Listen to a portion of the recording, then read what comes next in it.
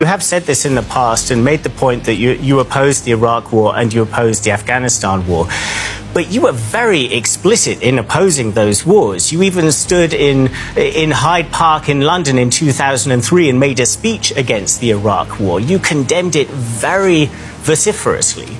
Why are you not doing the same thing with the war in Ukraine? Well, let me say one thing, that Pakistan has our future is tied up with Russia in terms of gas, oil, and specifically wheat. When you become the Prime Minister, your responsibility then becomes the people of your country. And in our case, 100 million Pakistanis are vulnerable, either below the poverty line or just above. So, as a Prime Minister, that becomes my main responsibility. The reason why we wanted to improve our relationship with Russia was because during the Cold War, Pakistan was with the Western Bloc and India was with neutral. And so we were always considered part of the Western Bloc and we never had good relationship with Russia.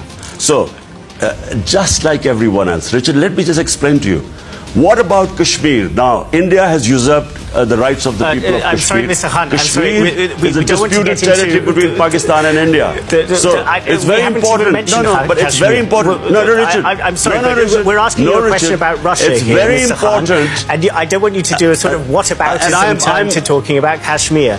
I would just like to ask one further question about your visit to Russia before we move on. No, Richard. I want to ask you this question. I first want to move on and talk about Kashmir. No, I'm sorry, Mr. Hunt. I'm the person who asks questions they in matter this to us. So, what yes. about us? Yeah. How about other people not worrying about our human rights and what matters to us? Why are we supposed to condemn issues which are, it's a European issue? So please, have some balance in this. Mr. Hunt, don't just put us in a spot that, you have to, because it's your issue, we have to take sides.